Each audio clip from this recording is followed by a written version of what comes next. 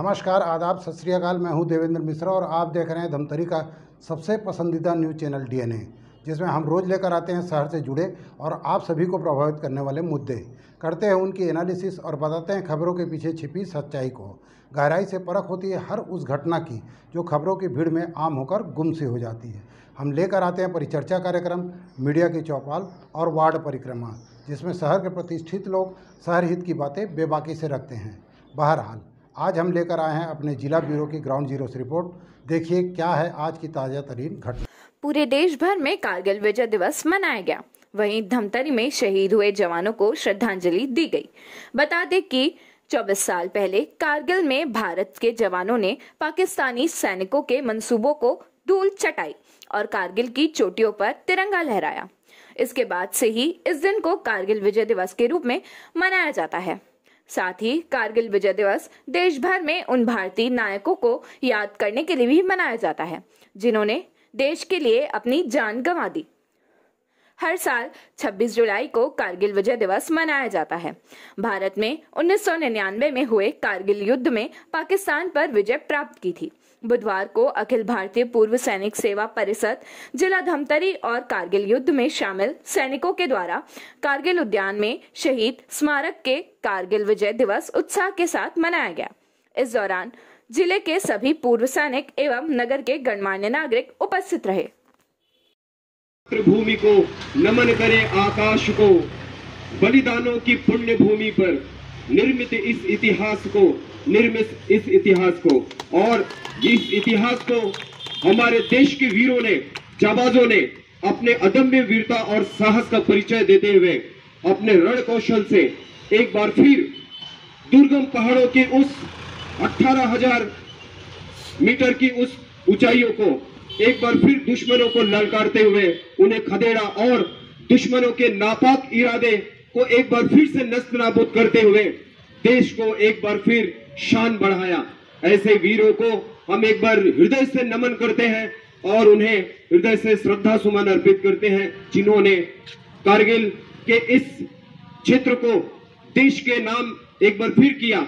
ऐसे वीर शहीदों को, ऐसे वीर गति प्राप्त हमारे वीरों को हम नमन करते हैं, उनके बलिदानों को नमन करते हैं, उनकी शौर्य गाथा को। और इसी शौर्य गाथा को लिखे जाने वाले इतिहास का आज यह दिन हम सभी एक पर्व के रूप में और एक कारगिल विजय दिवस के रूप में हम इस पर्व को आज मनाने के लिए उपस्थित हुए हैं।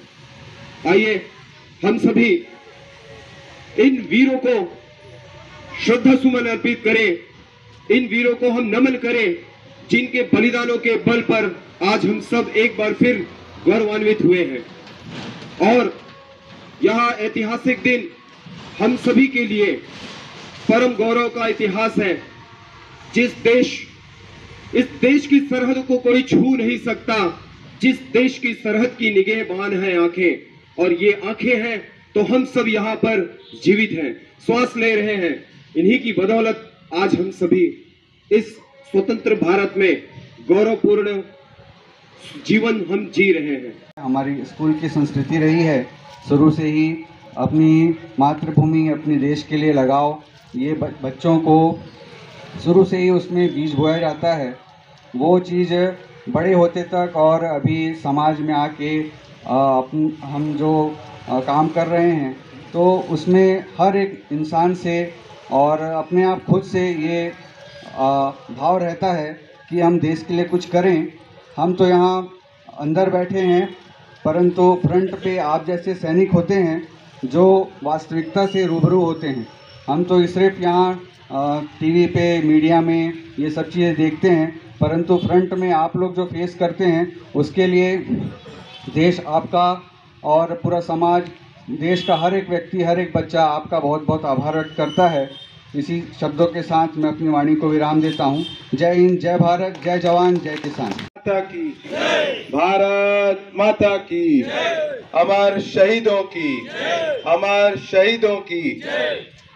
कारगिल विजय दिवस का यह महत्वपूर्ण दिन और इस महत्वपूर्ण दिन पर उपस्थित समस्त पूर्व सैनिकों को प्रणाम करता हूं। मंच पर उपस्थित डॉक्टर नवीन साहू जी, उमेश साहू जी, दीपक सोनकर जी, बहुत ही सम्माननीय घनश्याम साहू जी, आयोजन समिति के केपी साहू जी, मुरारी लाल साहू जी, प्राण सिंह जी सहित सभी को प्रणाम करता हूं।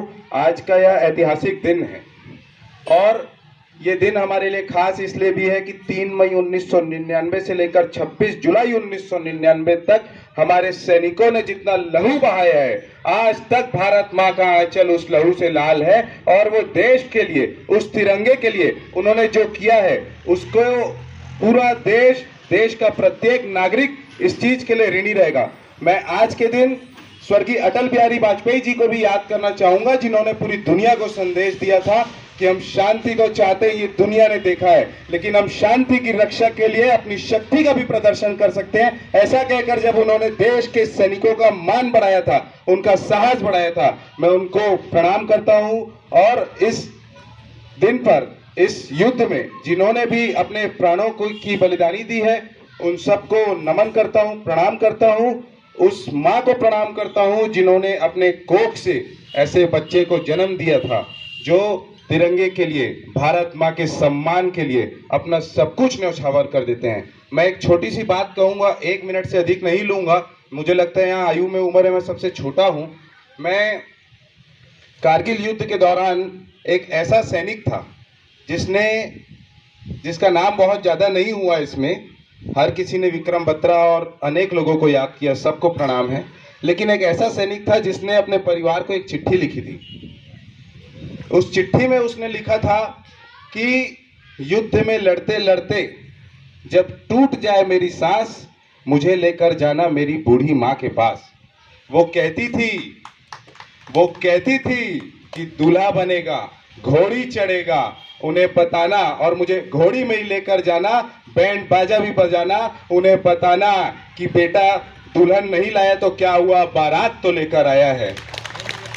उस पिता का भाव, जो पूर्व फौजी, वो रहा बड़ा मनमौजी, बेटा या तो तिरंगा लहरा कर या ना तो तिरंगे में लिपट कर आना। उस पिताजी को बताना कि आपका वचन बाबा मैंने निभाया है, पीठ पर गोली नहीं खाई, आखिरी गोली भी सीने पर खाई, आखिरी गोली भी सीने पर खाई है। उस भाई से पूछना क्या वो मेरा वादा निभा पाएगा। सरहद पर मरने से पहले मैंने सरहद से कहकर वादा करके आया था कि एक बेटा जाएगा तो दूसरा बेटा आएगा। उस बहन से पूछना, ओ मेरी बहना, मैं तुमसे वादा जो किया था वो तो नहीं निभा पाया, मुझे जो तोहफा तुम्हें देना था वो तुम्हें नहीं दे पाया, क्योंकि एक अजीब इत्तेफाक हो गया कि रक्षा बंधन आने से पहले ही तेरा भाई राख हो गया। आप कल्पना करिए कि क्या भाव उस सैनिक के मन में रहा होगा अपने देश के लिए। मैं उनके भाव को प्रणाम करता हूं। मैं बहुत ही भावुकता के साथ ये बात बोल रहा हूं कि जब जब सैनिकों की बात आती है, देश की सेना की बात आती है, हृदय प्रफुल्लित होता है और उनके द्वारा किए हुए हर काम को हम जितना उसका गुणगान करें वो कम है। मैं सिर्फ यही चाहता हूं कि हम और कुछ ना करें तो देश के सैनिकों के प्रति सिर्फ आदर का भाव रख लें, वही बहुत है। ये देश के प्रत्येक नागरिक की जिम्मेदारी होनी चाहिए। आज के इस महत्वपूर्ण दिन पर आपने जो मान सम्मान दिया है, मुझे बुलाकर यहाँ बोलने का अवसर दिया है, पूर्व सैनिक परिषद हर वर्ष मुझे इस दिन पर याद करता है। मैं आपका ऋणी हूँ, क्योंकि हम राजनीतिक जीवन में, सार्वजनिक जीवन में अनेकों कार्यक्रम में रोज जाना होता है, लेकिन ऐसे कार्यक्रम बिरले होते हैं जहां हमें अपने सैनिकों के प्रति आदर प्रकट करने का अवसर मिलता है। मैं आपका हृदय से धन्यवाद करता हूं। बोलिए भारत माता की।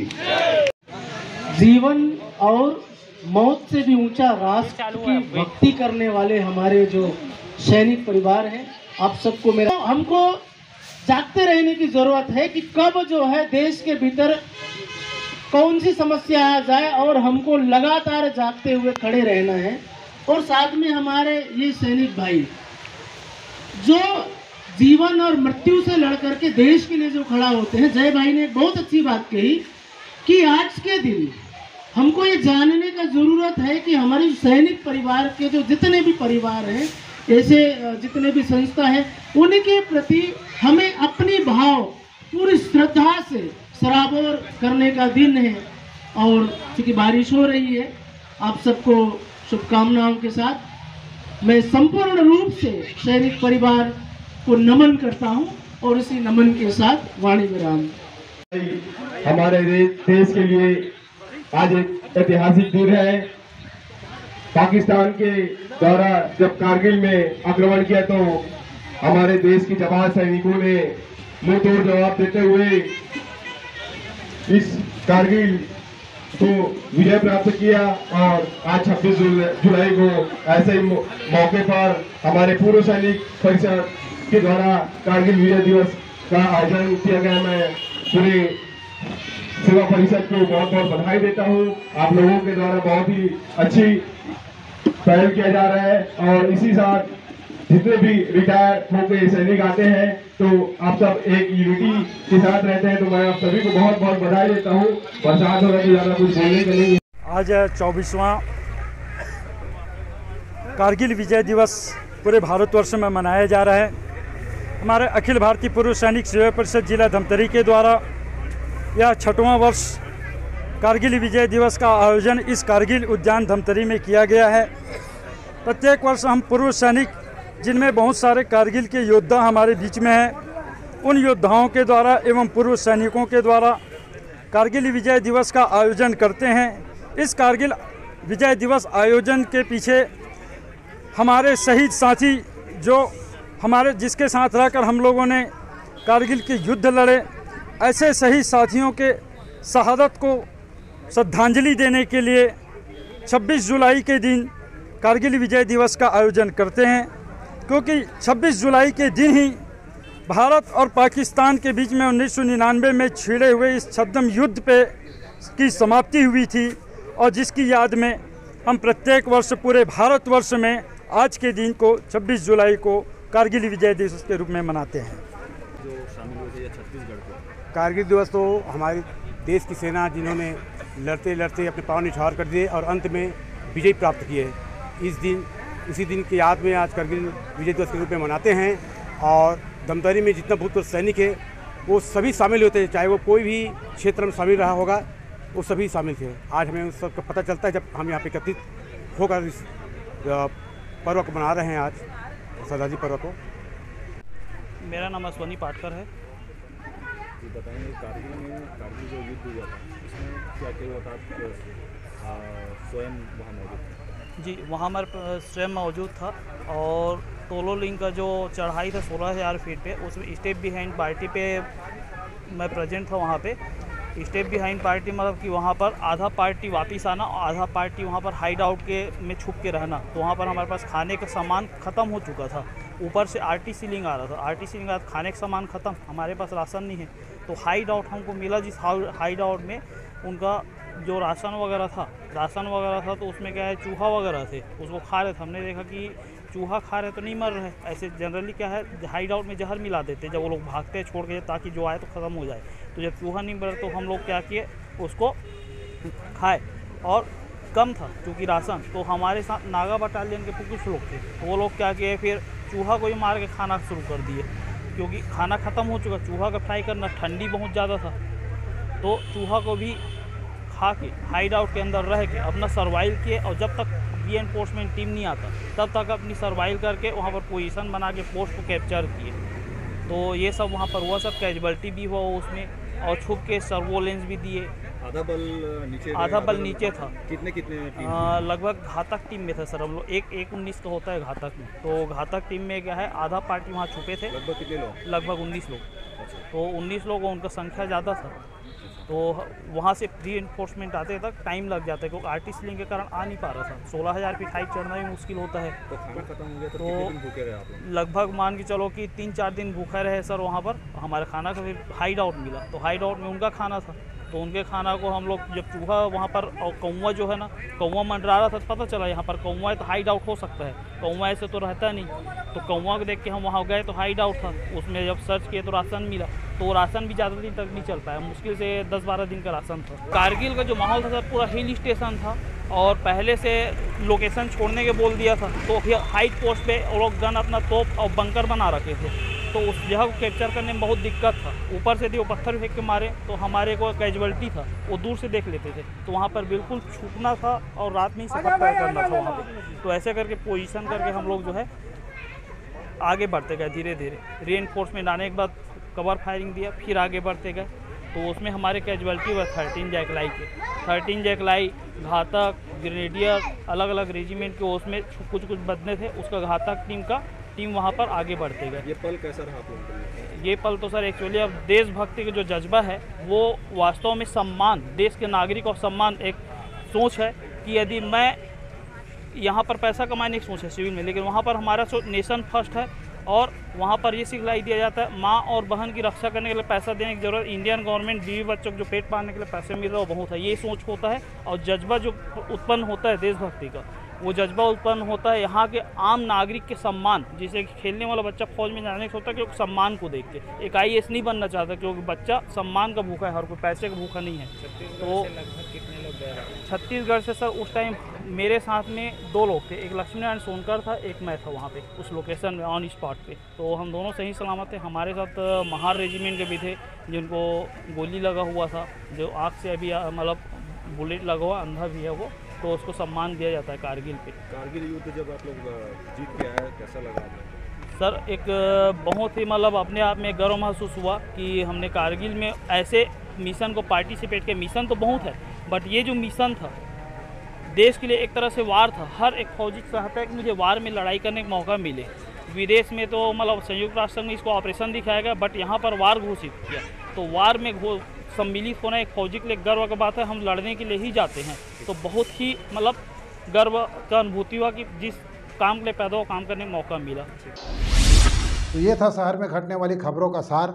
हम लेकर आते रहेंगे अलहदा तरीके से हर उस घटना को और एनालिसिस करते रहेंगे खबरों की। आप बने रहिए हमारे साथ DNA न्यूज़ पर। हमें उम्मीद है कि आपकी विश्वास की कसौटी पर हम सदा खरा उतरेंगे। ये आपका अपना चैनल है। जय हिंद, जय छत्तीसगढ़, जय धमतरी।